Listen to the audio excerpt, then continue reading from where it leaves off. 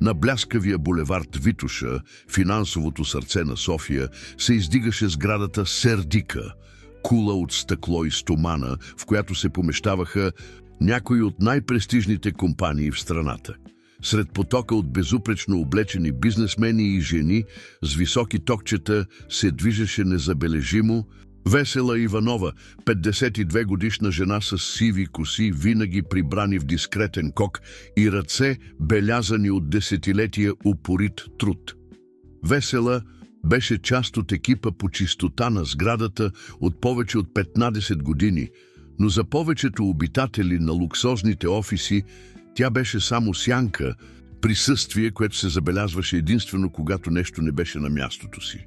Светлосинята й униформа се сливаше с стените и често хората отместваха поглед, когато я срещаха в коридорите, сякаш съществуването и беше неудобно напомняне за неравенството, поддържащо този корпоративен свят. Но за тази скромна външност и работа, която мнозина биха сметнали за незначителна, се криеше жена с изключителен интелект и ненаситно любопитство. Родена в Пловдивска област, Весела била принудена да напусне училище още като млада, за да помага за издръжката на семейството си. Мечтата и да стане учителка остана дремеща, но никога не изчезна напълно. В свободното си време, между смените, Весела посещаваше Националната библиотека в центъра на града, където поглъщаше книги по история, география и езици. Имаше впечатляваща способност да учи нови езици, говорейки испански, английски и най-новата й страст японски. Гледаше документални филми на малкия таблет, който си беше купила с години спестявания, и участваше в онлайн групи за обучение през нощите, когато сънят й позволяваше. Един ден ще посетя Токио, мърмореше на себе си, докато бършеше стъклата на панорамните прозорци на 40-тия етаж, откъдето се виждаше целия град София, простиращ се до мъгливия хоризонт. В онзи понеделник през март небето усъмна натежало от сиви облаци, обещаващи типичната за софийското лято буря. Весела пристигна на работа по-рано от обичайното, възползвайки се от възможността да преговори някои японски изрази преди да започне работният ден. Беше се записала за онлайн курс и бе решена да овладее езика до края на годината. Охайо гозаимасу, повтаряше тихо, докато подреждаше почистващите препарати в количката. Уаташи но намае уа Весела десу. 35-тият етаж, където се намираше централата на Димитров Инвестментс, беше мястото, където щеше да работи този ден. Калина, рецепционистката, беше в отпуск, а менеджерите още не бяха пристигнали. Тишината се нарушаваше само от мекото бръмчене на климатика и далечния шум на града, който се събуждаше там долу. Весела работеше методично, стая по стая, премахвайки праха от благородните дървени мебели, почиствайки с прахосмокачка персийските килими и полирайки златните дръжки. Докато чистеше, наблюдаваше предметите, украсяващи бюрата, снимки на усмихнати семейства на райски плажове, голф трофеи, скъпи подаръци от клиенти, малки проблясъци от животи, толкова различни от нейния. В главната зала, тази на собственика на компанията, Румен Димитров, Весела винаги полагаше специални грижи. Не защото той забелязваше, всъщност тя се съмняваше, че бизнесменът дори знаеше името й, а защото това пространство излъчваше различна енергия. Стените бяха декорирани с съвременни произведения на изкуството, а на рафтовете, освен бизнес книги, имаше томове с поезия и философия. Човек на културата, мислеше си тя. Полираше огромното бюро от палисандрово дърво, когато телефонът извъня, пронизвайки тишината. Тя се поколеба за момент, оглеждайки се наоколо. Нямаше никой, който да отговори, а можеше да е нещо важно. След още 3 настойчиви звънения, Весела остави кърпата за почистване и вдигна слушалката. «Добро утро, Димитров Инвестментс», каза тя с твърд глас, както беше наблюдавала Калина да прави безброй пъти. От другата страна на линията имаше момент на мълчание, последван от мъжки глас. говорещ на японски. Весела почувства как сърцето й се ускорява. Разпозна няколко думи. Официален поздрав, нещо за проект, споменаване на Румен Димитров. Без да мисли два пъти, тя отговори на същия език: Сумимасен, Димитров сан уа има сен. Обясни, че Гаен Димитров не е в момента, но ще се върне скоро. Последва пауза от другата страна, последвана от изненадан и искрено впечатлен смях. Вие говорите японски? Гласът сега говореше на български, с лек софийски акцент. Коя сте вие? Аз съм просто човекът, който чисти стаите, отговори Весела, усещайки как лицето й се затопля. Не трябваше да вдигам телефона, извинете. Не се извинявайте. Гласът на мъжа звучеше ентусиазирано. Наистина съм впечатлен. Говорите с отлично произношение. Къде сте учили? Въпросът изненада Весела. Никой там никога не беше проявявал интерес към живота или уменията й. Самоука съм, обясни тя просто. Винаги съм обичала езиците. Японският е очарователен със своите канджи и граматична структура, толкова различна от нашата. Изключително, каза мъжът. Наистина изключително. Как се казвате? Весела Иванова. Приятно ми е, Весела. Аз съм Такеши Танака, съдружник на Румен в ново начинание. Обаждам се от Япония.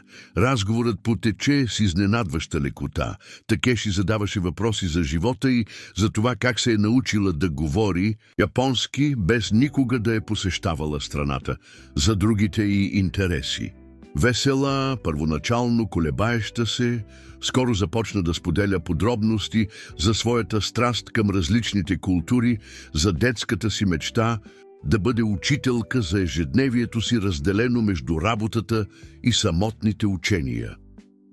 Знаете ли, Весела-сан, каза Такеши, след като я изслуша внимателно, хора като вас са редки, хора, които дори и пред ограничаващи обстоятелства търсят знание с истинска страст. Това ми напомня за фраза от една стара японска поговорка.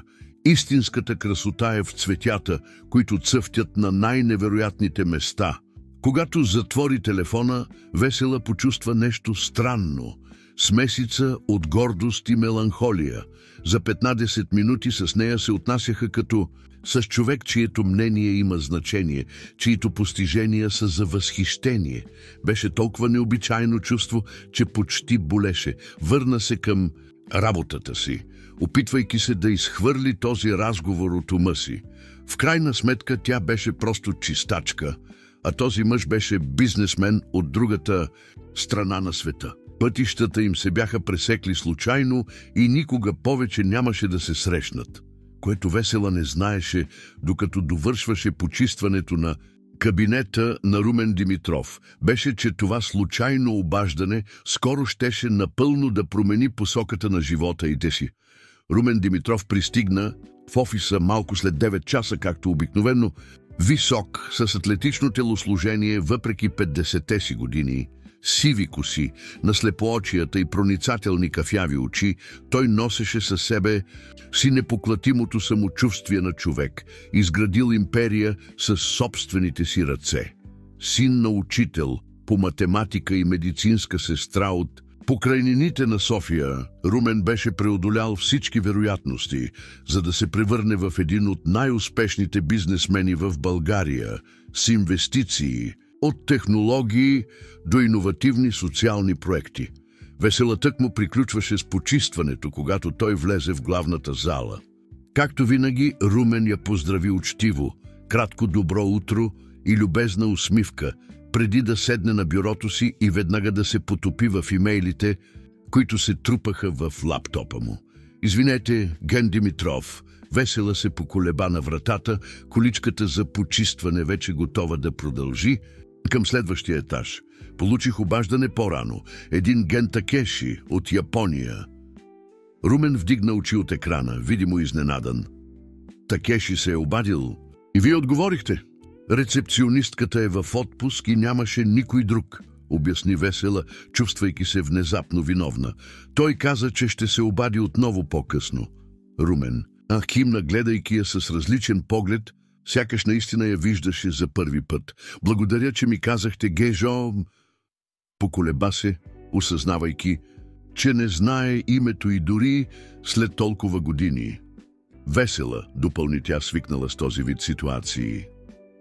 Весела, повтори Румен, изглеждайки искрено, засрамен от пропуска си. Много благодаря. Оставете на мен, ще чакам обаждането му.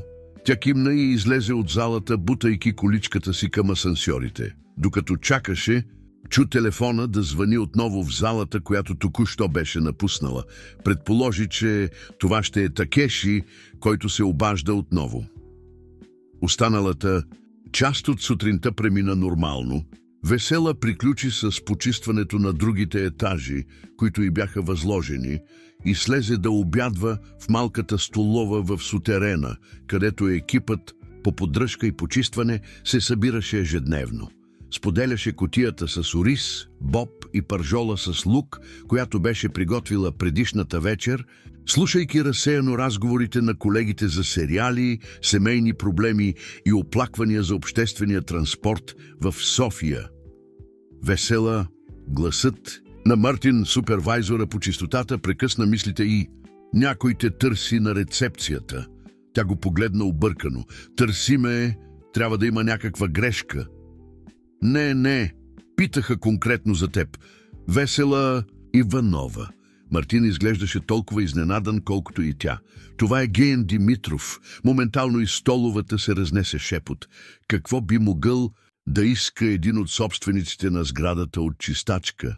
Весела усети любопитните погледи на колегите си, докато прибираше остатъците от храната си и оправяше униформата си, опитвайки се да изглежда възможно най-представително.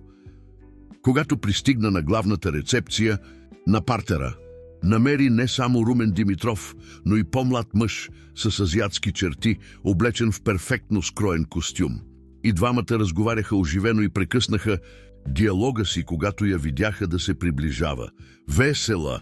Румен пристъпи към нея, протягайки ръка. Това е Такеши Танака, моят съдружник, за когото говорихме по-рано. Той настоя да те запознае лично. Коничиуа, Весела-сан, каза Такеши, покланяйки се в традиционен японски поклон. Удоволствие е да ви срещна лично след телефонния ни разговор. Весела отвърна на поздрава, чувствайки се не на място. Беше наясно с любопитните погледи на охранителите и рецепционистката. Удоволствието е мое, господин Танака. Такеши пристигна тази сутрин от Токио, обясни Румен, и беше толкова впечатлен от теб, че настоя да обядваме заедно. Свободна ли си сега? Въпросът беше толкова неочакван, че на Весела и отне време да го осмисли. Обяд? С мен? Да, потвърди Такеши с искрена усмивка. Бих искал много да продължим разговора ни, а и Румен също е любопитен за японските ти занимания. Весела погледна униформата си за чистене, притеснена. Аз вече обядвах, а и имам още работа да свърша. Не се притеснявай за това, каза Румен. Вече говорих с твоя супервайзор. Свободна си за остатъка от деня, а колкото до обяда, можем да пием кафе тогава. Важен е разговорът. Преди Весела да може да възрази отново, двамата мъже вече я водеха към изхода на сградата, където шофьор чакаше до лъскав черен Мерцедес. В рамките на няколко минути тя седеше между двама от най-влиятелните мъже в София, на път към един от най-ексклузивните ресторанти в града. Такеши ми разказа за разговора ви, каза Румен, докато колата се плъзгаше през хаотичното движение по булевард Витуша. Бях впечатлен, когато разбрах, че говориш свободно японски. Не бих казала свободно, поправи го Весела, все още неудобно от ситуацията. Все още правя много грешки. Никога не съм имала официални уроци. Което прави постижението още по-възхитително, намеси се Такеши. Повечето хора се нуждаят от години структурирано обучение, за да достигнат вашето ниво на владеене. А вие сте го направили сама, от чиста страст към знанието.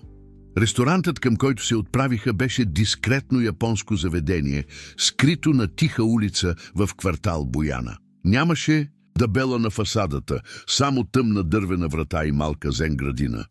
Отвътре атмосферата беше минималистична и елегантна, с само 6 ниски маси, разположени върху традиционни татами. Никога не съм била на такова място, призна Весела, оглеждайки се с удивени очи. Това е вероятно най-автентичното суши в София, обясни Румен, събувайки обувките си, преди да влезе в зоната за хранене, както повелява традицията. Шеф Хироши е дошъл от Осака преди 30 години, но поддържа всички традиционни техники. Седнаха на запазена маса, отдалечена от другите, и Такеши пое отговорността да направи поръчките на свободен японски.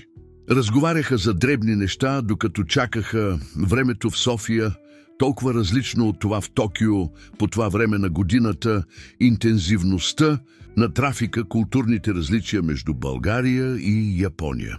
Весела осъзна, че въпреки първоначалния си дискомфорт, се чувстваше странно, некомфортно в компанията на тези мъже. Нямаше снисходителност в думите или жестовете им, никакъв знак, че я смятат за по-ниша заради професията. Напротив, и Румен, и Такеши изглеждаха искрено заинтересовани от мненията и преживяванията й. Весела, каза Такеши най-накрая, след като първият комплект чинии беше сервиран. Сигурно се чудиш, защо те доведохме тук днес. Тя кимна, облегчена, че най-накрая стигат до същността. Признавам, че да, не е обичайно чистачките да обядват със собствениците на компаниите. Румен се усмихна. Точно за това сме тук, защото ти не си просто чистачка. Ти си изключителна жена, която поради житейски обстоятелства не е имала възможност да развие пълния си потенциал. Румен и аз започваме нов проект, обясни Такеши, очите му блестяха с ентусиазъм. Фондация, която идентифицира и подкрепя изключителни таланти на неочаквани места. Хора, които като теб притежават умения и знания, надхвърлящи очакванията. Невидими истории, допълни Румен. Това е името на проекта. Искаме да дадем видимост и възможности на хора, които обществото упорито отказва да види. Весела почувства тръпка да преминава през гръбнака й. И какво общо има това с мен? Искаме ти да бъдеш нашата първа героиня, каза Такеши. Директно. Твоята история. Жена, която въпреки всички ограничения е овладяла толкова сложен език, като японския чрез чиста решителност, е точно типът разказ, който искаме да подчертаем. Не разбирам. Весела поклати глава объркана. Какво точно искате да направя? Искаме да разкажем твоята история, обясни Румен. В документален филм първоначално, а след това, ако си склонна, бихме искали да участваш в лекции, работни срещи, може би дори като културен консултант на проекта. Весела остави пръчиците до чинията си, чувствайки се внезапно замаяна. Беше като че ли Вселената се беше обърнала с главата надолу за часове. Сутринта беше просто още един невидим работник. Сега двама могъщи бизнесмени искаха да я превърнат в символ, в източник на вдъхновение. Защо аз? Попита накрая, гласът и почти шепот. Има много по-изключителни хора там. Такеши се наведе напред, очите му фиксирани върху нейните. Защото ти представляваш нещо, което се губи в съвременния свят. Търсенето на знание като цел сама по себе си, а не като средство за статус или богатство. Ти учиш, защото обичаш да учиш. Това е рядко и ценно.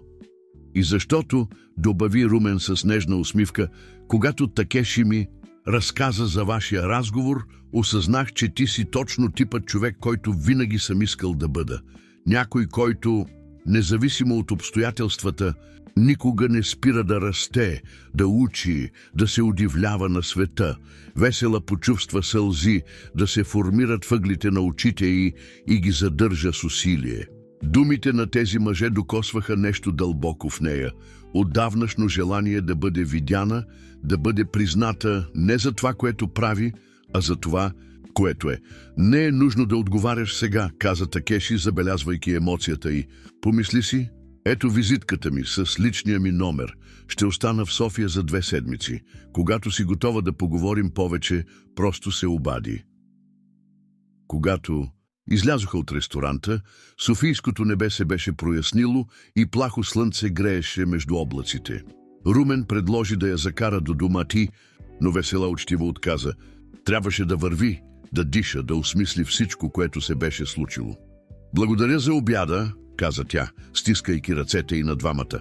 И за възможността. Ще помисля внимателно. Докато се отдалечаваше по тротуара, усети тежестта на визитката на Такеши в джоба на униформата си. Малко правоъгълниче хартия, което по някакъв начин сякаш съдържаше целия потенциал на един съвсем нов живот. Малкият апартамент на Весела, разположен в стара сграда в квартал Лозенец, изглеждаше различен, когато се върна същия следобед. Същите износени мебели, същите олющени стени, същите книги, струпани по всички ъгли, но нещо се беше променило. Може би самата тя беше различна, гледаща пространството си с нови очи.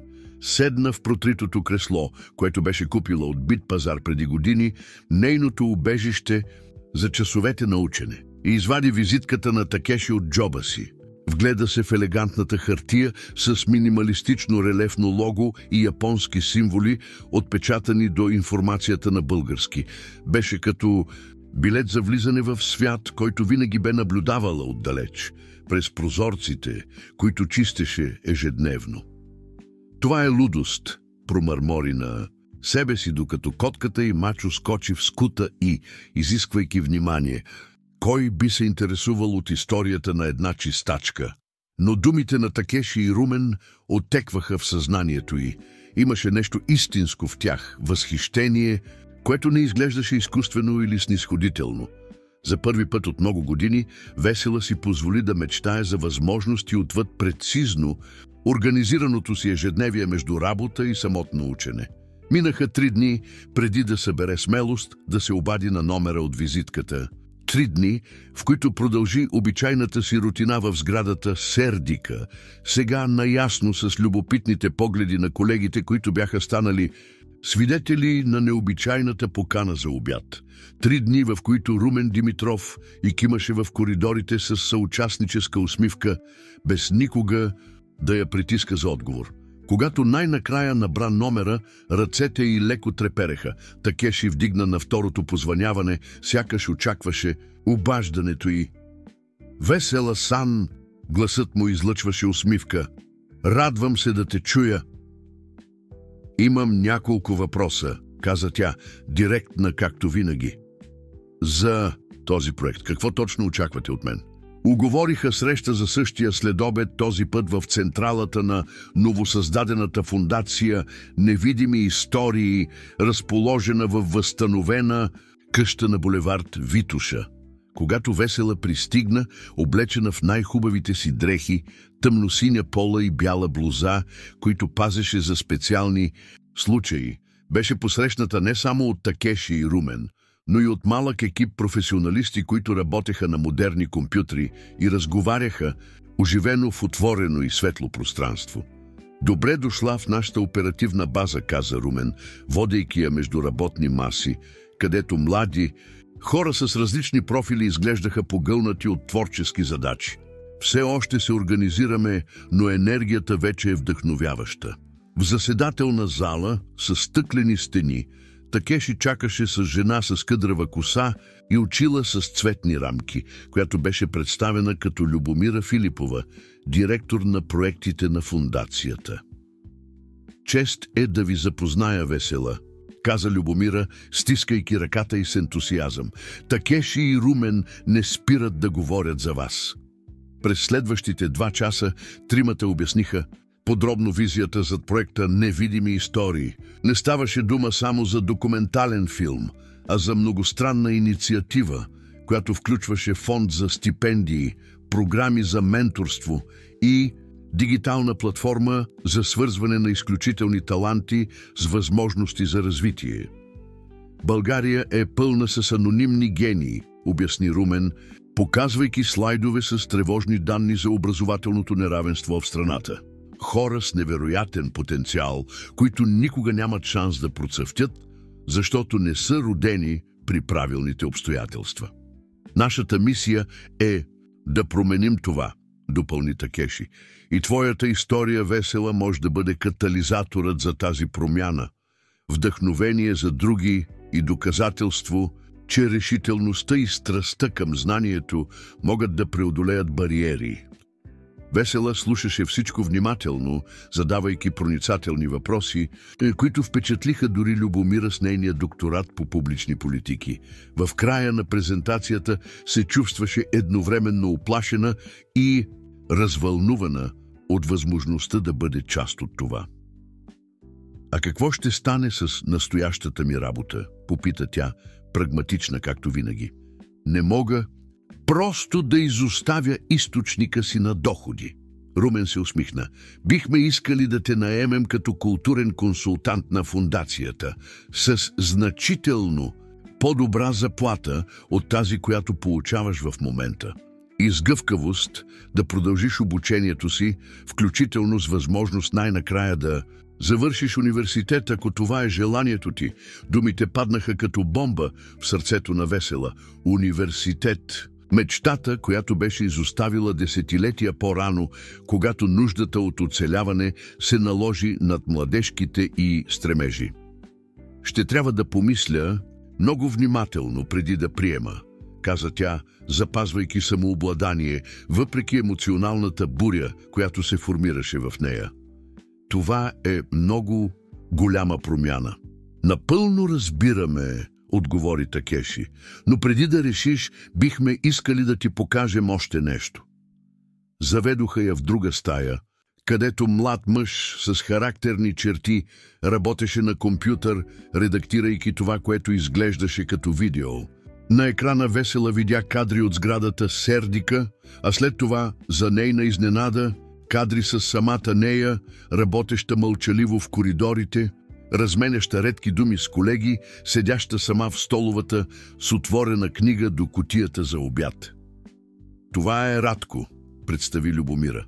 «Нашият режисьор на документални филми. Той е следил дискретно рутината ти през последните дни с разрешение от администрацията на сградата. Снимали сте ме без мое разрешение», Весела почувства пристъп на възмущение. «Само за да имаме начален материал», обясни бързо Радко. «Нищо от това няма да бъде използвано без твоето съгласие. Беше важно да уловим автентичността на ежедневието ти, преди нашето присъствие да може да го промени». Радко превъртя напред във видеото, показвайки сега сцени от Националната библиотека, която Весела посещаваше, кратки интервюта с библиотекари, които говореха за дамата, която идваше да учи японски почти всеки ден.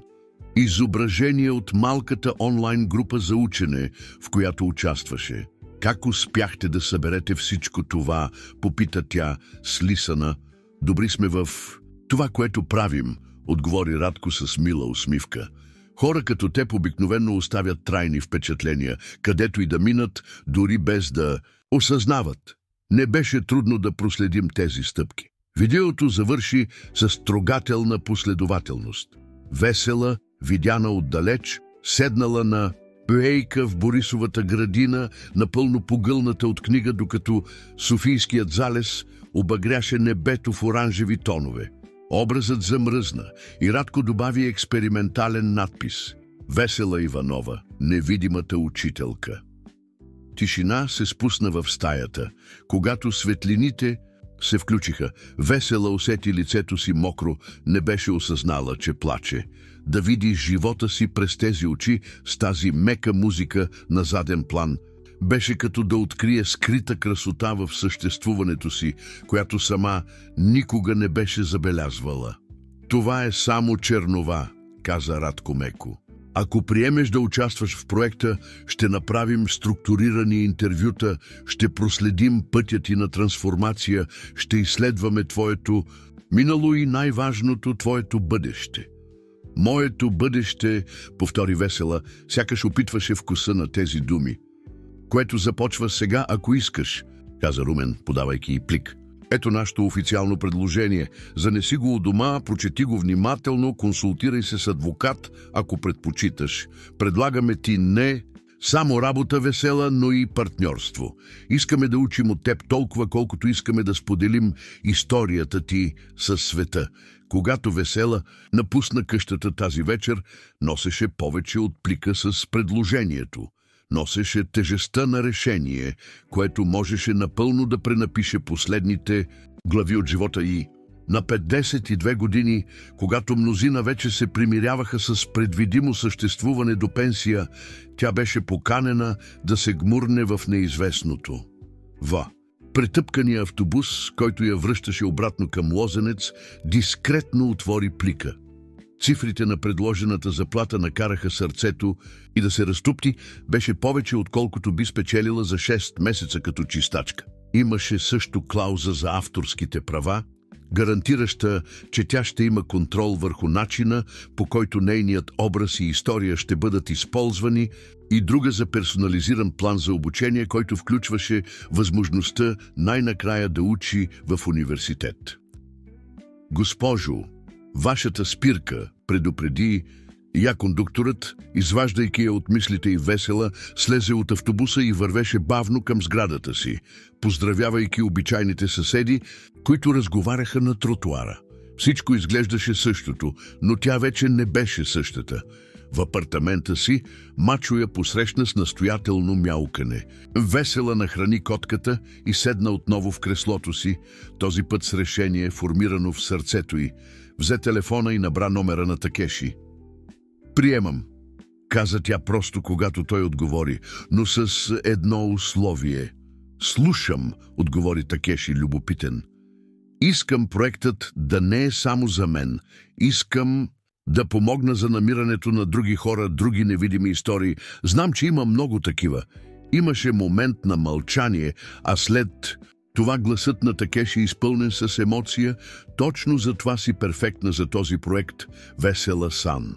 Защото дори пред извънредна възможност, мислите ти са за другите.“ На следващата сутрин Весела се събуди преди будилника, както винаги. Приготви си кафе, подготви униформата си, но след това спря, спомняйки си, че вече нямаше нужда да облича онези светлосини дрехи, които я правеха почти невидима. Днес щеше да бъде първият изден като културен консултант на фондация „Невидими истории“. Избра вместо това проста, но елегантна рокля, която беше купила преди години и никога не беше имала повод да облече. Погледна се в огледалото и за първи път от много време видя не само чистачката Весела, а жената Весела с нейните мечти, интелигент, достоинство. „Това е нова глава“, каза на отражението си, приглаждайки сивата си коса, която днес нямаше да скрие в строг кок. „Да видим какво ни предстои.“ Когато излезе от дома си, слънцето изгряваше над София златно и обещаващо. Сякаш самото небе искаше да отпразнува нейната метаморфоза. Първите месеци в фондация „Невидими истории“ минаха като вихър за Весела. Рутината й, преди толкова предвидима, се превърна в поредица от новости. Интервюта за документалния филм, срещи с творческия екип, фотосесии за промоционалните материали на проекта. За няколко месеца бившата чистачка се превърна в централна фигура в инициативата, изненадвайки всички с острия си интелект, проницателността си и най-вече с автентичността си. „Имаш естествен дар да се свързваш с хората“, коментира Любомира, след особено продуктивна среща с потенциални спонсори. Те дойдоха с очакването да видят любопитна атракция, полиглот чистачка, а си тръгнаха очаровани от мъдра и красноречива жена. Весела се усмихна, все още неудобно от комплименти. „Просто казвам това, което мисля. Не знам как да бъда различна.“ Седалището на фондацията се превърна във втория й дом. Постепенно придоби увереност да предлага идеи, да поставя под въпрос подходи, да предлага нови посоки за проекта. Румен и Такеши я слушаха с искрен интерес, прилагайки много от нейните предложения. Едно от тях, което щеше да се превърне в топтящото сърце на инициативата, беше създаването на мрежа от ловци на таланти, доброволци, обучени да идентифицират изключителни хора в невероятни контексти. Трябва да гледаме там, където никой друг не гледа, обясни Весела по време на стратегическа среща. В периферията, в селските райони, в ромските и турските общности, в затворите, в домовете за възрастни хора. Места, където талантът се пилее поради липса на възможности. В един слънчев следобед през август, 4 месеца след началото на новия й живот, Весела се подготвяше за интервю, когато Радко влезе забързано в кабинета й. «Имаме проблем с снимките в Националната библиотека», каза той, видимо притеснен. Директорката, която беше разрешила достъпа ни, е сменена и новата администрация поставя под въпрос нашето присъствие. Весела въздъхна. Националната библиотека в центъра на София беше фундаментална сцена за документалния филм. Мястото, където тя беше прекарала безброй часове в учене през годините, символ на нейното самообучение. «Ще говоря с тях», реши тя, взимайки чантата си. «Може би мога да реша това лично. Искаш ли да дойда с теб?» предложи Радко. «Не, по-добре да отида сама. Познавам добре по-старите служители, те могат да помогнат». Внушителната библиотека с нейната архитектура от 30-те години на миналия век се издигаше величествено в центъра на града. Весела изкачи стъпалата на входа с познатостта на човек, който познаваше всеки сантиметър от това пространство. В главното фоае обаче я посрещна неочаквана сцена.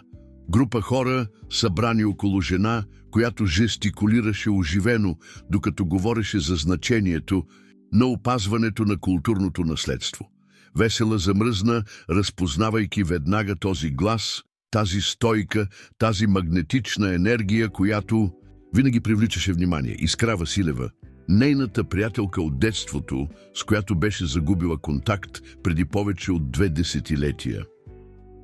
И затова трябва да гарантираме, че пространства като това остават достъпни за всички, особено за онези, които нямат средства да купуват книги или достъп до интернет, казваше Искра. Мощният й глас отекваше по мраморните стени на фоаето. Весела остана неподвижна, наблюдавайки приятелката си, която времето беше трансформирало. Някога черната й коса сега показваше сиви кичури, но очите, тези живи и интензивни очи, оставаха същите. Искра се беше превърнала в внушителна жена, облечена в цветни дрехи и аксесуари, които сами по себе си приличаха на произведения на изкуството. Когато групата започна да се разпръсва, Весела събра смелост да се приближи. «Искра?» повика я тихо. Жената се обърна първоначално с учтиво, но дистанцирано изражение, което бързо се превърна в изумление, а след това в експлозивна радост. «Весела, Боже мой, наистина ли си ти?» Искра пристъпи напред с отворени ръце, прегръщайки приятелката си силно, напълно игнорирайки 2 десетилетия на раздяла. «Не мога да повярвам, колко време! Изглеждаш прекрасно!» Двете жени се отдръпнаха, за да се погледнат по-добре, и двете са сълзи в очите. «Ти изобщо не си се променила», каза Весела. Гласът ти пресекваше от емоция. «Все така жизнена, както винаги си била». «А ти продължаваш да бъдеш същата елегантна и дискретна Весела», отговори Искра, държейки ръцете на приятелката си. «Но има нещо различно. Нова светлина в очите ти». Седнаха в тихо ъгълче на библиотеката, игнорирайки първоначалната причина, която беше довела Весела там. Часовете минаваха, докато наваксваха с живота си. Искра се беше превърнала в признат художник, специализиран в инсталации, които комбинираха елементи от българската народна култура с съвременни техники. Имаше 3 вече възрастни деца и току-що се беше развела след 20-годишен брак. Беше освобождаващо, призна тя, смеейки се. Трябваше да го направя отдавна. Сега преоткривам коя съм, без да съм нечия съпруга. Весела от своя страна разказа за извънредната промяна в живота си, обаждането на японски, срещата с Румен и Такеши, проектът «Невидими истории». Чакай, ти ли си онази Весела? Искра разшири очи. Чистачката полиглот от проекта, за който се говори във всички културни кръгове. Боже мой, четох за това в Капитал миналата седмица. Нямах представа, че си ти. Весела усети как лицето й се затопля. Все още не беше свикнала с идеята да бъде разпознавана, да бъде тема на вестникърски статии. Странно е, нали, коментира тя, отклонявайки поглед към рафтовете с книги наоколо. Аз, която винаги съм била невидима, сега съм лицето на проект, наречен «Невидими истории». Звучи като шега на съдбата. Искра стисна ръката и не е шега, а справедливост. Ти винаги си била изключителна, Весела. Помниш ли как ми помагаше с уроците по математика? Как знаеше имената на всички столици в света, когато бяхме само на 10? Ти винаги си била блестяща. Просто липсваше някой, който да го види. Служителка се приближи, учтиво информирайки ги, че библиотеката ще затвори след 15 минути.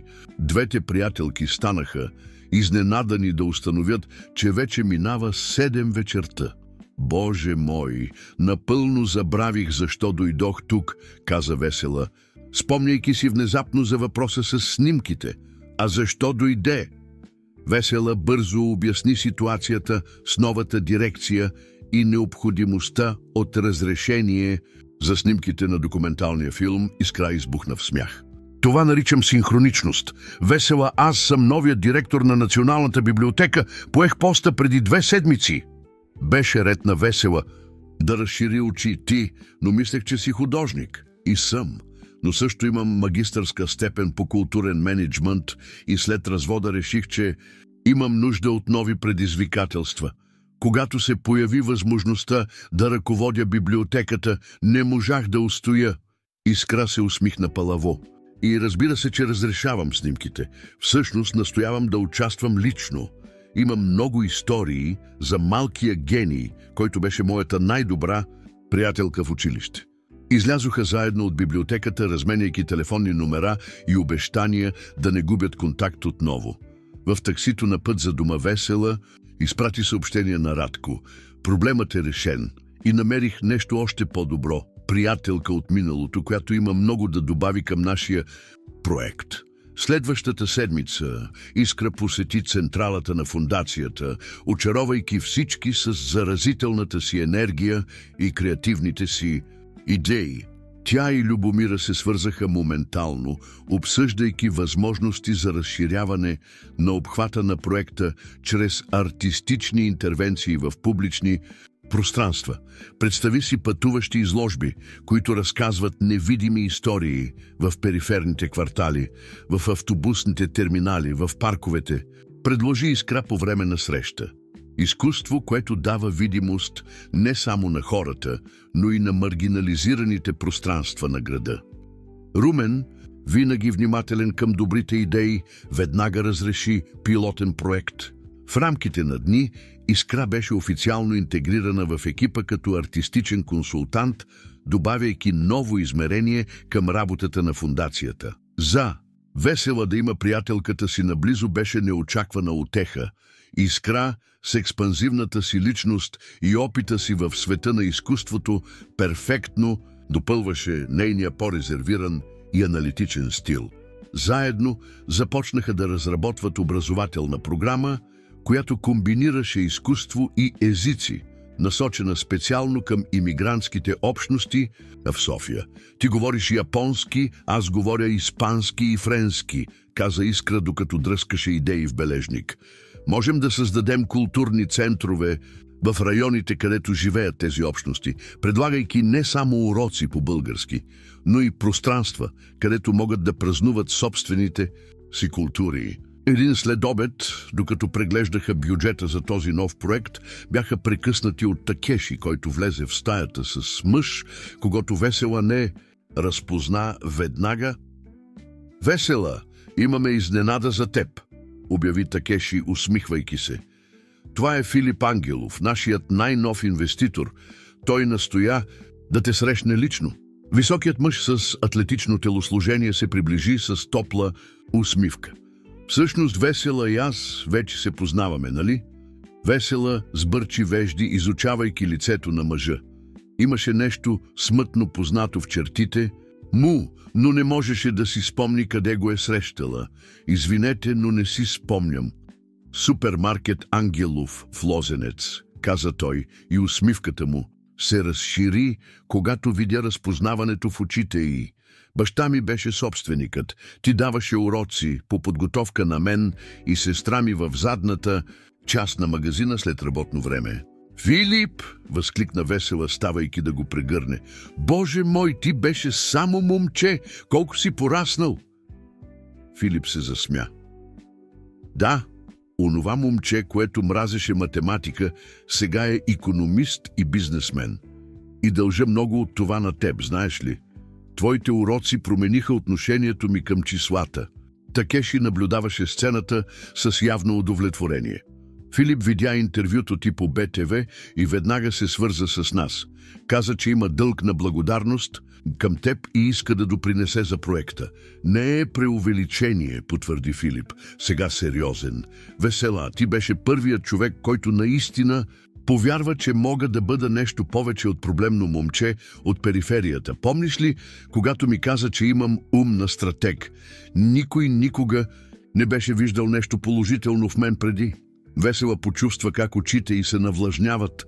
Смътно си спомняше неспокойното момче, което имаше затруднения в училище, но демонстрираше забележителна интуиция, когато помагаше на баща си с сметките на магазина. Никога не беше предполагала, че думите й на насърчение биха оставили толкова дълбок отпечатък. Инвестирам 5 милиона в фондацията, обяви Филип. И искам да участвам активно, особено в проектите, насочени към финансово образование в общности с ниски доходи. Когато срещата приключи, Весела се върна в кабинета си, придружена от искра. Седна в мълчание, опитвайки се да осмисли всичко, което се беше случило през последните седмици. Твърде много за осмисляне, нали? Коментира Искра, забелязвайки изражението й.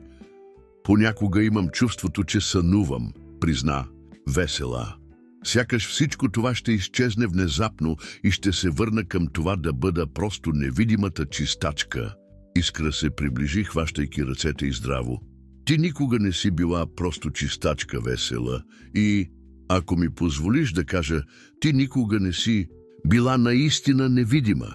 Ти си оставила дълбоки отпечатъци в животите, които си докоснала, в моя, в този на Филип. Просто не си го осъзнавала. Тази вечер, връщайки се в апартамента си, който сега планираше да смени с по-просторен и по-близо до работата, Весела седна в обичайното си кресло с мачо, който мъркаше възкута, и до нея, на масичката купчина сценарии на документалния филм, чакаха нейния преглед, заедно с предложения за лекции в университети и покани за културни събития.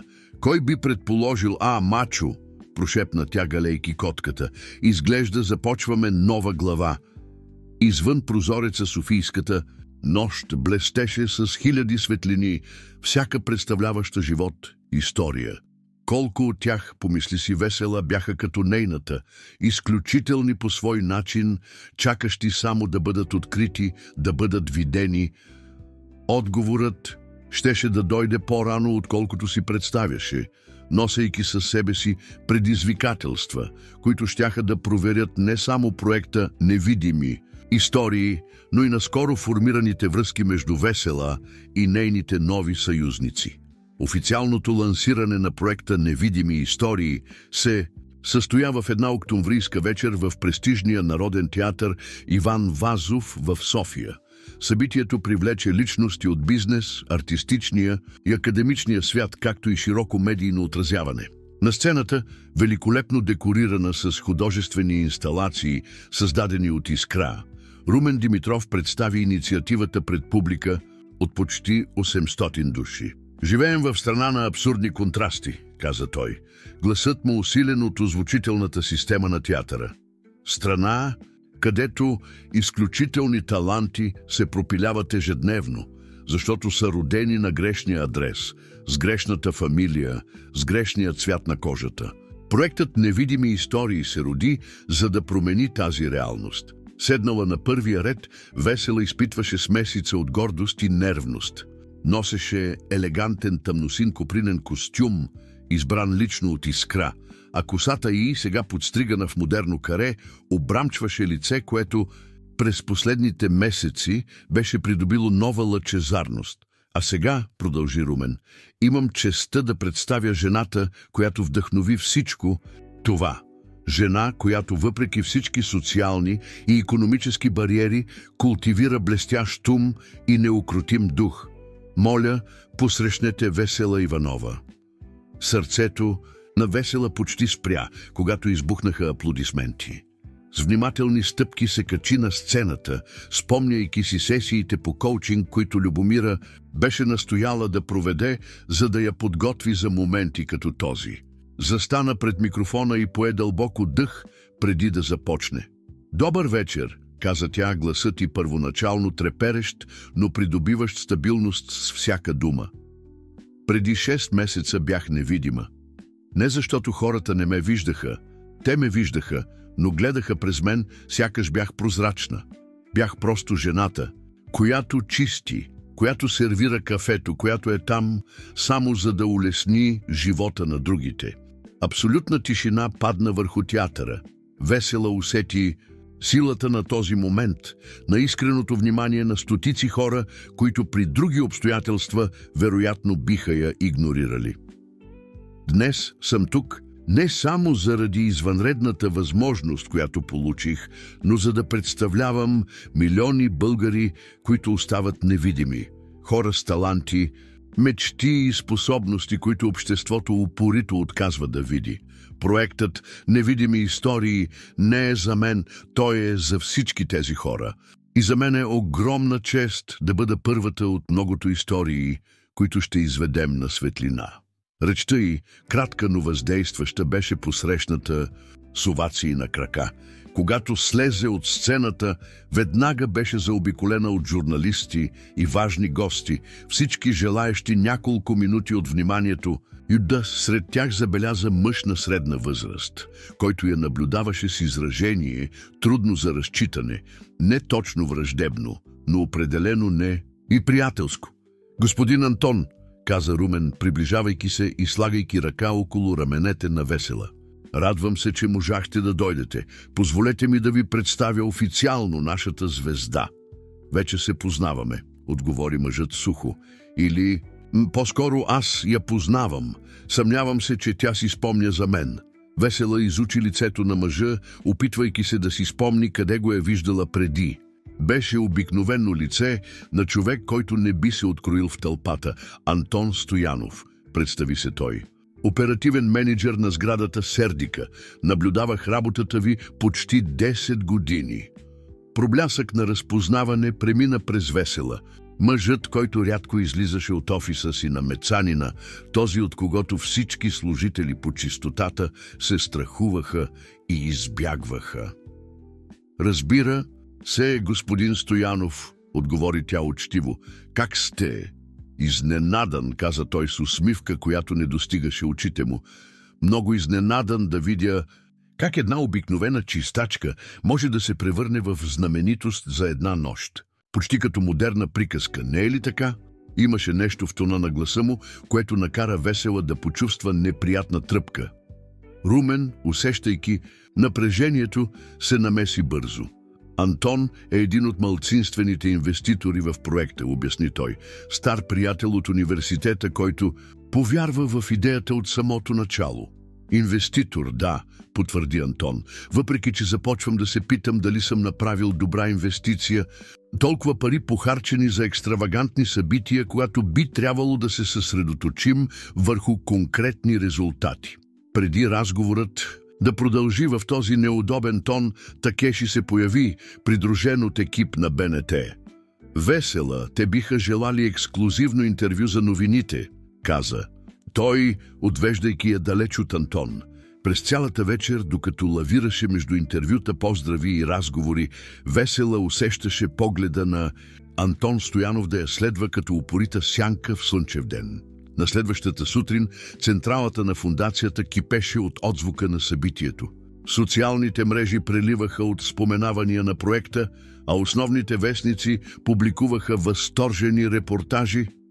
Невидими истории официално се беше превърнал в културен феномен. В новия си кабинет, просторен и декориран с елементи, отразяващи личността и, включително рафт, пълен с книги на различни езици, Весела преглеждаше следващите си ангажименти с наскоро наетата си асистентка Яна, когато Любомира влезе забързано. Спешна среща в конферентната зала, обяви тя, обикновено спокойното й лице, сега напрегнато. Всички координатори веднага: случило ли се е нещо? Попита Весела притеснена. Антон Стоянов поставя под въпрос финансовото управление на проекта, отговори Любомира, снишавайки глас. Изисква пълен одит и намеква, че има отклоняване на ресурси. Когато Весела влезе в конферентната зала, напрежението беше осезаемо. Румен, обикновено толкова спокоен, крачеше напред-назад, докато Такеши оставаше седнал с мрачно лице. Филип Ангелов говореше по телефона, говорейки бързо с нисък глас. Антон Стоянов вземаше стол в челото на масата с отворена папка с документи пред него. Ах, най-накрая звездата пристигна, каза Антон, когато я видя да влиза. Сега можем да започнем. Следващите 2 часа бяха мъчително неловки. Антон систематично поставяше под въпрос всеки разход на проекта, от заплатата на Весела, която определи като абсурдно надута за някой, без формална квалификация, до разходите за продукцията на документалния филм и събитието по лансирането. Целта на този проект не беше ли да помага на наистина нуждаещи се хора, попита с фалшива невинност, защото досега от това, което виждам, просто обогатяваме една бивша чистачка и финансираме събития, на които софийският елит да се чувства по-малко виновен за богатството си. Това е напълно несправедливо, Антон, намеси се Румен, видимо раздразнен. Проектът едва започва. Документалният филм за Весела е само първата стъпка към много по-голяма инициатива. Доста скъпа първа стъпка, отвърна Антон, бутайки таблица през масата. Почти 2 милиона, похарчени за 6 месеца. И какъв е конкретният резултат? Няколко репортажа в медиите, къде са трансформираните животи, които обеща на инвеститорите. Весела, която беше останала мълчалива, до този момент най-накрая проговори: господин Стоянов, ако проблемът съм аз или ресурсите, инвестирани в моята история, може би трябва да преразгледаме участието ми в проекта. Дори не мисли за това, каза Такеши твърдо. Ти си сърцето на този проект, Весела. Не, тя е лицето, поправи го Антон със студена усмивка. Удобно лице за проект, който досега изглежда повече като упражнение по суета, отколкото като сериозна социална инициатива. Филип, който беше приключил разговора си, стана рязко. Стига, Антон, твоите 5% участие не ти дават право да саботираш нещо, в което останалите от нас вярваме напълно. Ако си недоволен, мога да изкупя дела ти още сега. Предложението хвана Антон неподготвен, но той бързо се възстанови. Не става дума за това, Филип. Става дума за фискална отговорност и гарантиране, че проектът изпълнява заявените си цели. Срещата завърши в неудобен застой. Антон се съгласи временно да спре искането си за одит, при условие, че екипът представи в рамките на 2 седмици подробен план за следващата фаза на проекта с измерими цели и строг бюджет. Когато всички започнаха да се разотиват, Антон се приближи до Весела. Не го приемай лично, каза тихо. Това е просто бизнес. Не изглежда просто бизнес, господин Стоянов, отговори тя, запазвайки самообладание. Изглежда, че има нещо друго, което ви безпокои. Той свира мене. Може би има. Може би просто не обичам да виждам хора, излизащи от мястото си. Думите удариха Весела като шамар. Моето място и кое би било това място според вас? Знаеш точно какво имам предвид, отговори той, преди да се отдалечи. В следващите дни атмосферата в фондацията стана напрегната. Екипът работеше трескаво върху плана, изискван от Антон, знаейки, че бъдещето на проекта зависи от това. Весела се потопи в задачата с подновена решителност, координирайки срещи с различните отдели и систематизирайки идеи. Един следобед, докато работеше до късно в кабинета си, тя получи неочаквано посещение – Филип Ангелов. «Донесох кафе», каза той, поставяйки чаша на бюрото й. «Изглежда, че имаш нужда». «Благодаря», отговори Весела с уморена усмивка. «Опитвам се да финализирам тази прогноза за въздействието на програмата за менторство в държавните училища». Филип седна на стола срещу нея. «Весела, не се оставяй да бъдеш разстроена от Антон. Той винаги е бил такъв горчив, обиден от чуждия успех. Познавате се от дълго време. Учихме заедно в Софийския университет», обясни Филип. Той винаги е бил блестящ, но имаше много тясна визия за света. За Антон всичко се свежда до числа и иерархии. Идеята за някой като теб, когото той смята за пониш, да получава признание и уважение, е непоносима за него. Весела кимна бавно. «Усещам, че има нещо лично в тази враждебност. Сякаш съм направила нещо, което да го обиди». «Може би си», отговори Филип замислено. «Ти предизвика мирогледа му просто като съществуваш такава каквато си, интелигентна, способна, достойна за възхищение, въпреки липсата на дипломи или социален педигри». Тази вечер, докато се прибираше от дома, Весела не можеше да спре да мисли за думите на Филип. Враждебността на Антон беше болезнено напомняне, че колкото и да се беше променил живота ти, предразсъдъците и социалните бариери все още бяха там, готови да й напомнят за нейното място. Влизайки в апартамента си, сега преподреден с помощта на Искра, но все още в същата скромна сграда в Лозенец, тъй като Весела беше отказала да напусне общността си, тя намери пакет на вратата. Вътре имаше стара и износена книга «Под игото» от Иван Вазов. Анонимна бележка придружаваше тома, за да ти напомни откъде идваш и къде трябва да се върнеш. С треперещи ръце Весела пусна книгата на пода. Посланието беше ясно в своята жестокост, в намерението си да сплаши. За момент тя почувства стария импулс да се свие, да стане отново невидима. Но след това, оглеждайки се за знаците на новия си живот, книгите, които сега можеше да купува без вина, компютъра, на който пишеше мемуарите, си снимките с екипа на фондацията, почувства яростна решителност да расте в нея. «Не този път», промърмори, хващайки телефона. «Няма да отстъпя». Обади се на Искра, гласът и твърд, въпреки смущението, което изпитваше. «Имам нужда от твоята помощ», каза просто. «Мисля, че е време да се борим наистина». Докато чакаше приятелката си да пристигне, Весела седна на масата и започна да пише. Не бизнес план или прогноза за въздействие, а нещо много по-лично и мощно. Своята история, с всички болки и триумфи, с цялата сурова истина за живот, изживян в сенките на обществото. Ако Антон искаше война, тя щеше да отговори не с враждебност, а с най-мощното оръжие, което притежаваше – гласа си, най-накрая свободен да разкаже собствената си история. Нощта напредваше, докато Весела, Искра и малка група, събрана набързо в дневната на апартамента в Лозенец, обсъждаха стратегии.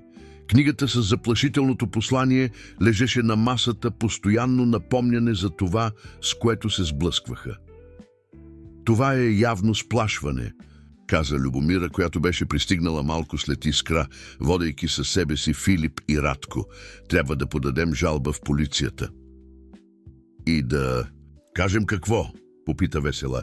«Че някой ми е изпратил класика на българската литература. Няма изрична заплаха, само жестока инсинуация». «Проблемът е отвъд Антон», отбеляза Филип, който стоеше прав до прозореца, наблюдавайки оживената улица долу. Той представлява менталитет, с който трябва да се изправим директно. Идеята, че някои хора заслужават възможности, а други не, въз основа на социален произход, формално образование или статус. Радко, който беше мълчалив досега, най-накрая проговори: а ако използваме това в наша полза, ако превърнем тази атака в гориво за проекта? Всички се обърнаха към младия документалист. С отличителните си черти и проницателни очи, Радко се беше превърнал в основен елемент в екипа, внасяйки уникална чувствителност към записването на историите. Какво имаш предвид? Попита Искра, заинтригувана. Кампания, отговори той, очите му блестяха с нарастващ ентусиазъм. Не само за набиране на средства, но за мобилизиране на хора. Да вземем този опит да накараме Весела да замълчи и да го трансформираме в колективно движение. В следващите часове малката група очерта това, което щеше да бъде наречено кампания невидими гласове. Идеята беше проста, но мощна. Да поканят хора от цяла България да споделят собствените си истории за социална невидимост, дискриминация и преодоляване, създавайки дигитална платформа, където тези разкази могат да бъдат документирани, празнувани и свързани. Можем да започнем още утре, каза Любомира, вече записвайки бележки на таблета си. Ще създадем уебсайт, профили в социалните мрежи, канал в YouTube и имаме нужда от въздействащо видео, за да стартираме всичко това. Аз ще се погрижа за това, предложи Радко. Имам достатъчно материал от снимките, които направихме през последните месеци. Мога да имам нещо готово за 48 часа. Искра, която яростно скицираше в скицника си, вдигна илюстрация на жена, излизаща от сенки, с думи написани около нея, формиращи силует на криле. Слоганът на кампанията, обяви тя. Нашите истории са нашите криле. Какво мислите? Групата ентусиазирано одобри и Весела почувства вълна на благодарност към съюзниците, които съдбата беше поставила на пътя Ери. Хора, които не само вярваха в нея, но бяха готови да се борят до нея. Трябва да включим Румен и Такеши, напомни Филип. Те трябва да са наясно, преди да пуснем каквото и да било. Вече им се обаждам, каза Любомира, отдалечавайки се с телефона в ръка. Когато групата най-накрая се разпръсна, вече беше минало полунощ. Весела, изтощена, но заредена от солидарността и идеите, които бяха възникнали, прегърна всеки от тях на вратата. Благодаря, каза просто. Допълнителни думи изглеждаха излишни пред силата на връзката, която бяха формирали. Остана само Искра, която настоя да прекара нощта. Там, загрижена да остави приятелката си сама след заплашителния инцидент. Двете жени седнаха на малката тераса на апартамента, споделяйки бутилка вино и разговаряйки както в старите времена. Знаеш ли какво ме притеснява най-много? Призна Весела, наблюдавайки светлините на града. Идеята, че за хора като Антон никога няма да бъдат достатъчна. Няма значение колко уча, колко постигам, винаги ще бъда виждана като чистачката, която е излязла от мястото си. Искра стисна ръката й. Здраво! Точно за това тази борба е толкова важна. Не само за теб, но за всички, които са съдени не за това кои са, а за това къде са родени, каква работа вършат, какъв е цветът на кожата им. В следващите дни централата на фондацията се превърна в център на трескава дейност. Екипът работеше на удължени смени, разделяйки се между подготовката на кампанията и изготвянето на стратегическия план, изискан от Антон. Румен и Такеши, първоначално предпазливи, скоро бяха спечелени от енергията и визията на проекта. Брилянтно е, заяви Такеши, след като гледа предварителното видео, монтирано от Радко. Превръща кризата в възможност, точно както правят най-добрите стратези. Румен от своя страна помогна за прецизиране на финансовия план, гарантирайки, че кампанията не само ще отговори на критиките на Антон, но и ще укрепи фондацията в дългосрочен план. Ще създадем специален фонд, предложи той по време на стратегическа среща. Всяко дарение, което получим, ще бъде насочено към стипендии и програми за менторство, с прозрачна отчетност и в реално време на сайта. Седмица. След инцидента с книгата, кампанията "Невидими гласове" беше официално стартирана. Видеото, продуцирано от Радко, мощен монтаж, редуващ.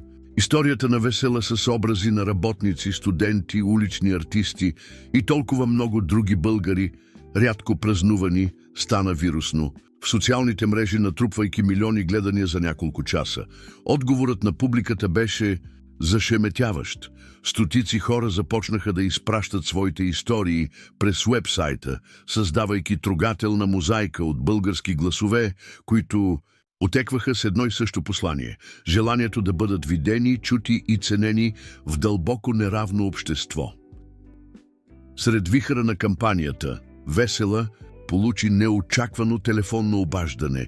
"Весела Иванова?" попита женски глас от другата страна на линията. "Да, аз съм." "Тук е Хелена Стоянова, съпругата на Антон Стоянов." Весела почувства как сърцето й се ускорява. Това още едно сплашване ли щеше да бъде? "Как мога да ви помогна, госпожо Стоянова?" Всъщност, гласът на жената леко потрепери. "Мисля, че аз съм тази, която може да помогне на вас. Трябва да ви разкажа нещо за съпруга ми, нещо, което може би обяснява враждебността му."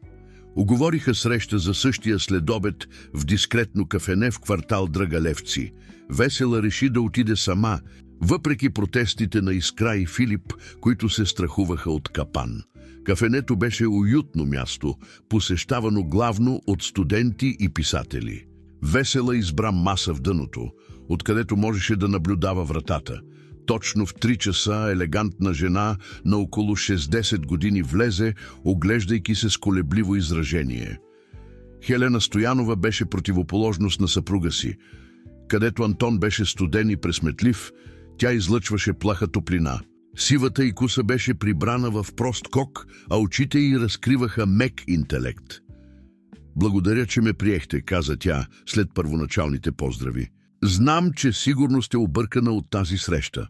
"Признавам, че съм", призна Весела, "особено като се има предвид отношението на съпруга ви към проекта."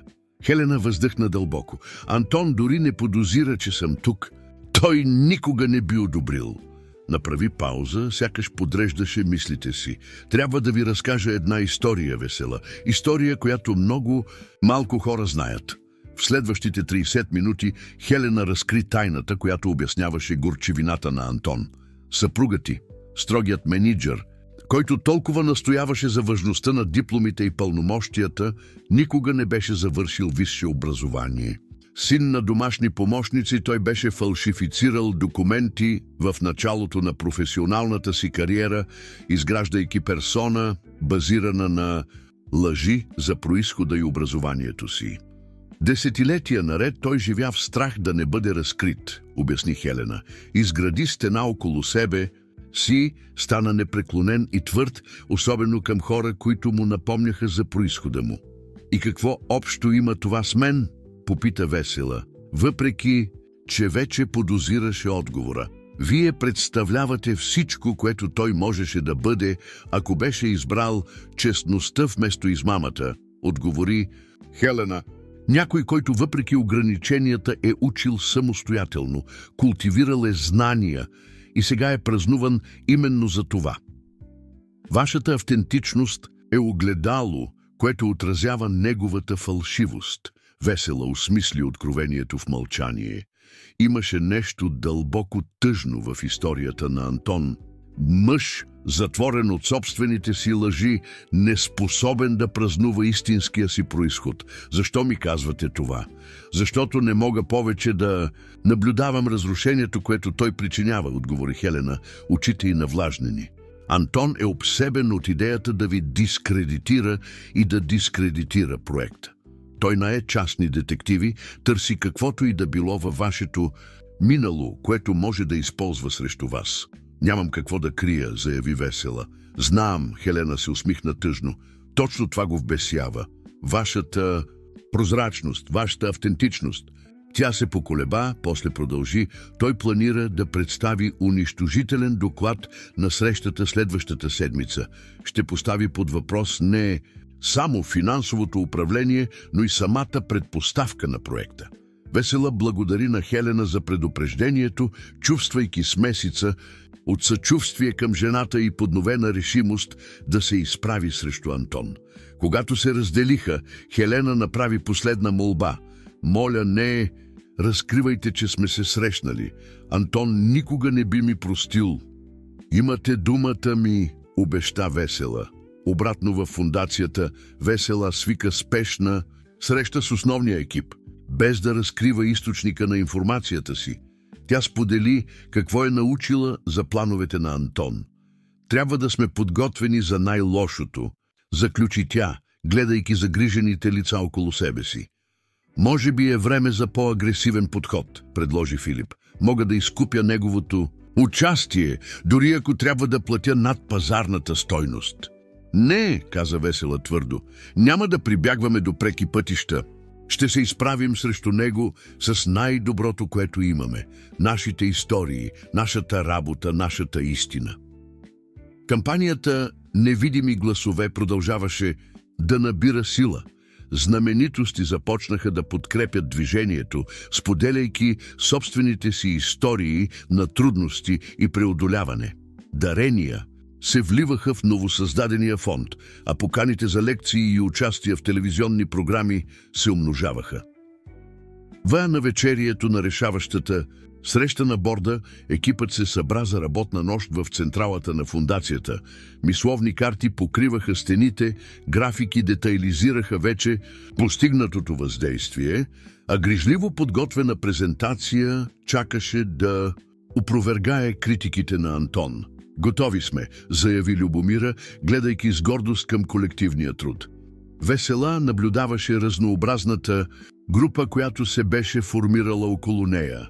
Искра с преливащата и креативност, Филип с финансовата му проницателност, Радко с чувствителния му поглед, Любомира с безупречната й организация и толкова много други, които бяха прегърнали проекта с истинска страст. Знаете ли какво осъзнавам, гледайки всички вас? Каза тя, гласът и мек, но твърд, че никога не съм била наистина невидима. Просто трябваше да намеря правилните хора, които да ме видят. Един по един тя прегърна всеки член на екипа, чувствайки, че независимо от резултата от срещата на следващия ден, вече бяха постигнали нещо ценно. Увереността, че никой глас, колкото и заглушен да е, не е осъден да остане нечут завинаги. Тази вечер, връщайки се у дома, Весела намери букет цветя на вратата на апартамента си. Картичката, написана на ръка с елегантен почерк, казваше просто: «Вашата смелост ми дава сила да намеря моята». Благодарност, Хачиндин спокойна усмивка озари лицето и Преро, докато влизаше ароматните цветя в ръцете и като символ на надежда. Утре щеше да бъде решаващ ден и тя беше готова да го посрещне. Вече не като невидимата чистачка, а като жената, която беше намерила гласа си и беше решена да го използва не само за себе си, но за всички онези, които все още чакаха своя шанс най-накрая да бъдат видени. Залата за срещи на фондация «Невидими истории» беше пълна в онзи четвъртъчен ден. Освен обичайните членове на борда, Румен, Такеши, Филип и Антон, няколко по-малки инвеститори и стратегически партньори бяха поканени за това, което обещаваше да бъде решаваща среща. Весела, седнала между Искра и Любомира, поддържаше външно спокойствие, което маскираше бурята от емоции вътре в нея. Антон Стоянов беше последният, който влезе, носейки обемиста папка, която остави с театрален удар върху масата. Погледът му за кратко се кръстоса с този на Весела. Студен, пресметлив, уверен. «Благодаря на всички, че дойдохте», започна Румен, естествено, заемайки позицията на лидер. Както знаете, тази среща беше свикана по искане на съветника Антон Стоянов, който желае да представи някои притеснения относно управлението и насоката на проекта. Антон се изправи бавно, нагласявайки възела на вратовръзката си като гладиатор, проверяващ бронята си преди битка. Притеснение е ефемизъм. Румен, каза той, гласът му контролиран, но натоварен със сарказъм. Това, което имам да представя днес, са конкретни доказателства, че проектът «Невидими истории» се е отклонил напълно от първоначалните си цели, превръщайки се в средство за лична промоция и разхищение на ресурси. Той отвори папката си и започна да раздава подвързани копия на доклад. Както можете да видите на страница 3, разходите за продукцията на документалния филм за госпожа Иванова надвишават с 40% първоначалния бюджет. На страница 7 подробно описвам как събитието по лансирането струва повече от всички отпуснати досега стипендии. Весела прелисти документа, впечатлена от щателността на разследването на Антон. Всеки разход беше проучен, всяко решение поставено под въпрос, всеки резултат минимизиран.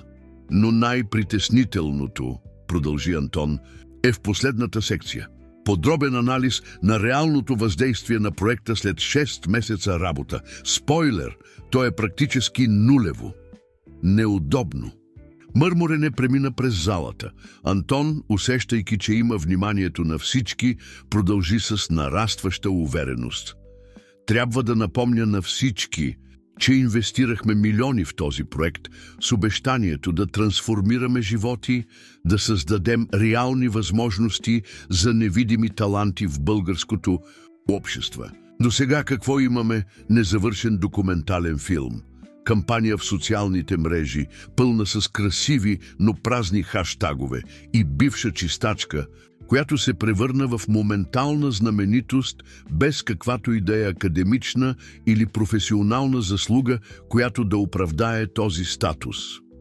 Думите удариха Весела като точни стрели, но тя запази спокойно изражение, очите й фиксирани върху Антон. До нея усети как Искра се напрегна, готова да скочи в нейна защита, но тя леко докосна ръката на приятелката си, безмълвно молейки я да изчака. Предложението ми е ясно, заключи Антон, сядайки отново. Пълно преструктуриране на проекта, започвайки с драстично намаляване на излишните разходи, пренасочване на ресурсите към измерими стипендии и направи изчислена пауза, преоценка на участието на госпожа Иванова, която би могла да остане като вдъхновение, но не като платен консултант или официален говорител. Тежко мълчание падна върху залата. Румен погледна Весела с безмълвен въпрос в очите си. Тя кимна почти незабележимо и се изправи с достоинство. Благодаря на господин Стоянов за подробната презентация, започна тя, гласът и спокоен, но твърд. Очевидно е, че сте отделили значително време за разследване на всеки аспект на проекта. Време, което можеше да бъде инвестирано в положителен принос към нашата мисия, но това беше вашият избор. Тя тръгна към центъра на залата, усещайки всички погледи върху себе си. Няма да се защитавам от намеците за моята заслуга или стойност. Моята история, от самоука чистачка до културен консултант, е документирана и отворена за проверка от всеки. Вместо това ще представя това, което докладът на господин Стоянов удобно пропуска. С жест към Любомира, която веднага включи проектора, Весела започна своята контрапрезентация. На стените на залата се появиха изображения, графики и свидетелства, които разказваха много различна история за проекта. През последните 30 дни от стартирането на кампанията «Невидими гласове» получихме повече от 10 000 истории от българи от всички краища на страната. Хора, които като мен са живели в периферията, невидими за общество, което настоява да определя човешката стойност чрез дипломи, фамилни имена или банкови сметки. Изображенията показваха разнообразни лица. Събирач на рециклируеми материали, който пише поезия в свободното си време, портиер на сграда, разработил революционен метод за преподаване на математика на деца с обучителни трудности, домашна помощница, която владее 3 езика. От тези 10 000 вече идентифицирахме 200 изключителни случая, които получават директна подкрепа от професионална ориентация до стипендии. 50 от тях вече са в процес на трансформация на живота, както можете да видите в следващите свидетелства. Видеото показваше развълнувани хора, описващи как контактът с фондацията е отворил врати, които никога не са си представяли възможни. Млада жена, която най-накрая е успяла да влезе в медицински университет, възрастен мъж, чиято първа книга е била публикувана, занаятчийка, чието произведения сега се излагат в реномирани галерии. Колкото до разходите за документалния филм и събитието по лансирането продължи весела, преминавайки към следващия слайд, те трябва да се разглеждат като инвестиции, а не разходи. Възвръщаемостта от спонтанно медийно отразяване, генерирано от двете, се равнява на повече от 5 пъти инвестираната стойност, както показват тези данни, събрани от независим одит. Филип, който наблюдаваше с дискретна усмивка, кимна в потвърждение. Именно негова беше идеята да наемат превантивен одит, предвиждайки критиките на Антон. Но може би най-значимите данни, каза Весела, стигайки до критичната точка на презентацията си, са тези. На екрана се появи графика, детайлизираща даренията, получени през последните седмици, впечатляваща възходяща крива, която беше повече от удвоила първоначалния капитал на проекта. Кампанията вдъхнови хора и компании да допринесат за нашата кауза. Само вчера получихме потвърждение за дарение от 5 милиона лева от една от най-големите банки в страната, специално за програмата за стипендии. Тя се обърна директно към Антон, който сега изглеждаше леко неудобно. Господин Стоянов, вие твърдите, че въздействието на проекта е практически нулево. Числата и, по-важното, животите, които докосваме, разказват различна история. Ние сме едва в началото на пътуване на социална трансформация, което, вярвам, твърдо ще остави траен отпечатък. Тя направи пауза, дишайки дълбоко, преди да заключи: колкото до преоценката на моето участие, отворена съм за дискусия. Никога не бих позволила присъствието ми да стане пречка за успеха на проекта. Ако бордът реши, че мога да допринеса по-добре в друга функция, ще приема със смирение. Важното не е моята титла или заплата, а мисията, която ни обединява – да дадем видимост и възможности на тези, които винаги са били игнорирани. Тя седна отново, усещайки как сърцето й блъска в гърдите. До нея Искра дискретно стисна ръката й в солидарност. Румен беше първият, който наруши мълчанието, което последва. Мисля, че данните говорят сами за себе си. Някакъв допълнителен коментар, Антон? Антон Стоянов изглеждаше устарял с години за минути. Лицето му, обикновено безизразно, показваше явни признаци на дискомфорт. Той нервно прелистваше собствения си доклад, сякаш търсеше някакъв аргумент, който би могъл да спаси позицията му. Числата могат да бъдат интерпретирани по различни начини, каза най-накрая. Гласът му загубил предишната увереност. И е твърде рано да празнуваме предварителни резултати. Съгласен съм, че е рано, намеси се Такеши, който беше наблюдавал всичко с обичайния си проницателен поглед. Но не съм съгласен, че е твърде рано, за да разпознаем правилната посока, и всички показатели сочат, че сме на прав път. Другите членове на борда започнаха да се изказват един след друг, всички изразяващи подкрепа за настоящата посока на проекта и възхищение от работата, извършена досега. С всяко ново изказване Антон сякаш се смаляваше на стола си, бойното му поведение постепенно заменено от горчива примиреност. Когато формалното гласуване се проведе, резултатът беше смазващ. 14 гласа за продължаване на проекта в сегашния му вид, включително запазване на Весела на позицията й, срещу само 1 глас, този на Антон, за преструктуриране. Изглежда решението е взето, обяви Румен официално, закривайки срещата. Благодаря на всички за участието и за ангажимента към нашата кауза. Докато участниците започваха да се разпръсват, много от тях, приближавайки се до Весела, за да я поздравят за убедителната презентация, Антон остана седнал, събирайки документите си с механични движения.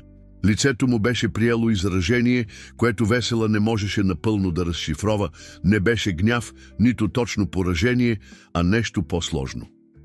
Подтикната от чувство, което дори самата тя не разбираше напълно, Весела се приближи до него, когато почти всички вече бяха напуснали залата. „Господин Стоянов“, каза тя меко. Той вдигна очи, изражението му веднага втвърдявайки се. „Дошли сте да се наслаждавате на победата си, госпожо Иванова?“ „Не“, отговори тя искрено. „Дойдох да кажа, че разбирам.“ Антон сбърчи вежди, объркан. „Разбирате какво точно?“ „Страхът“, каза Весела просто. „Страхът да не бъдеш разкрит, че светът ще види кои сме наистина зад маските, които създаваме.“ Лицето на Антон пребледня. „Не знам за какво говорите.“ „Знам, че не сте завършили университет, господин Стоянов“, продължи тя, снишавайки глас, така че само той да може да чуе. „Знам, че сте изградили кариера на базата на фалшифицирани пълномощия. И знам също, че това не намалява вашата компетентност или интелигентност. Просто показва колко погрешна е нашата система, ценяща хартии над реални способности.“ Антония гледа дълго време, първоначалният шок отстъпвайки място на горчиво разбиране. „Била е Хелена“, заключи той не като въпрос, а като болезнена констатация. „Собствената ми съпруга. Тя се тревожи за вас“, отговори Весела, „и иска да намерите мир с миналото си, както аз намерих със своето.“ Антон се изсмя без хумор. „И какво предлагате? Да призная всичко, да разруша кариерата си, репутацията си, всичко, което съм изградил през десетилетията?“ „Не“, каза Весела, изненадвайки го. „Предлагам да използвате опита си, за да помогнете на други, които, като вас, като мен, не са имали възможностите, които заслужават. Да превърнете тайната си в сила, а не в затвор.“ Тя остави върху масата визитка с личния си номер. „Когато сте готов за разговор, ще бъда на разположение.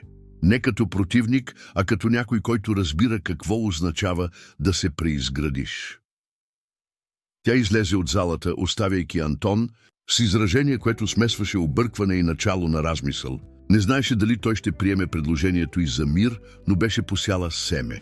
И както беше научила през последните месеци, семената имат извънредната сила да пробият дори най-сухите почви. 3 месеца по-късно, в един слънчев летен следобед, фондация „Невидими истории“ празнуваше откриването на новото си пространство. Обширен културен комплекс в квартал „Младост“ на София, район исторически пренебрегван от правителството и от артистичния кръг на града. Мястото, бивша фабрика, обновена, сега приютяваше класни стаи, аудиовизуални студия, пространства за изложби и общностен театър. По стените снимки и истории на първите бенефициенти на проекта създаваха мощна мозайка на българското разнообразие. Весела, облечена в елегантен комплект в земни тонове, създаден от дизайнер, открит чрез кампанията, се движеше между гостите с лекота, която би била немислима преди година. Тя често спираше, за да разговаря с младите стипендианти, искрено интересувайки се от техния напредък и мечти. „Невероятно е да видя как си разцъфнала“, коментира Искра, приближавайки се с 2 чаши шампанско. „Помниш ли плахата жена, която едва успяваше да направи реч без да трепери?“ Весела се усмихна, приемайки напитката. „Все още треперя, знаеш ли? Просто се научих да не позволявам на страха да ме парализира.“ От другата страна на залата Румен и Такеши разговаряха оживено с нови международни партньори, заинтересовани да репликират модела на проекта в други страни. Филип, сега финансов директор на фондацията на пълно работно време, обясняваше на журналисти впечатляващите Числа от първата година на работа. Весела, повика Любомира, приближавайки се забързано. Някой иска да говори с теб. Важно е. Следвайки Любомира до по-тихо ъгълче на пространството, Весела се изненада да намери Антон Стоянов, придружен от Хелена. И двамата изглеждаха нервни, но имаше нещо различно в Антон, смекчаване в чертите му, тежест, която сякаш беше махната от раменете му. Благодаря, че ни приехте, каза той, протягайки ръка, която Весела стисна без колебание, особено след всичко. Удоволствие е да ви видя тук, отговори тя искрено. Дойдох с две цели, продължи Антон. Гласът му по-мек, отколкото Весела някога го беше. Чувала. Първо, да се извиня за начина, по който се държах. Беше несправедливо, дребнаво и най-вече мотивирано от собствените ми страхове и несигурности. Много ценим това, каза Любомира дипломатично. И второ, продължи той, разменяйки поглед с Хелена, която кимна окуражително да представя предложение. След много размисъл реших, че е време да използвам опита си по положителен начин. Той обясни, че е в процес на създаване на инициатива в компанията, където работи.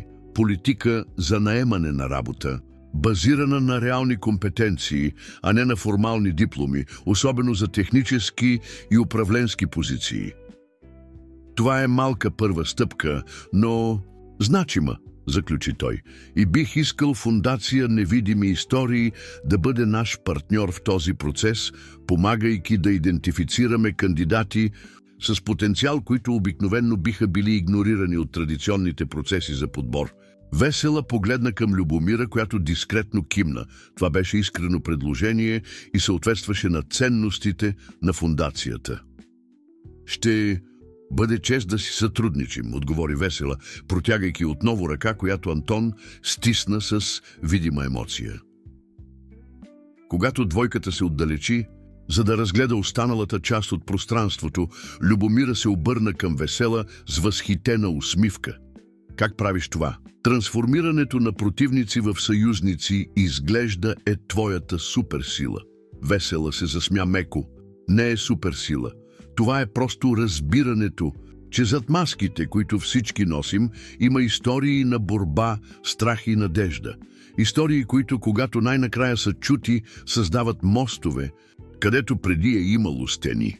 Слънцето започваше да залязва, хвърляйки златни лъчи през широките прозорци на пространството, когато Весела се качи на малката сцена за заключителната реч. Около нея стотици хора от всички възрасти, цветове и социален произход очакваха думите «И». Преди малко повече от година, започна тя, гласът и ясен и уверен, бях невидима. Една от милионите българи, чиято работа е съществена, но рядко призната, чието знание е ценно, но често пренебрегвано, чиято човечност е пълна, но систематично намалявана. Тя направи пауза, гледайки към внимателните лица, които я заобикаляха – Искра, Румен, Такеши, Филип, Любомира, Радко и толкова много други, които бяха станали не просто колеги, но семейство, избрано от сърцето. Днес гледам наоколо и виждам не само моята история да се пренаписва, но и тази на стотици хора, които като мен откриват своята стойност и своя глас. Невидими истории не е просто името на нашата фондация. Това е декларация, че нито една човешка история не заслужава да остане в сенките. Тя вдигна чашата си в тост, който беше последван от всички присъстващи. За всички, които някога са се чувствали невидими, ние ви виждаме и светът скоро също ще ви види. Докато аплодисментите отекваха в пространството, Весела почувства дълбок мир да се настанява в сърцето и нейното пътуване от невидимост до главна роля в собствения разказ беше далеч от приключване. Всъщност,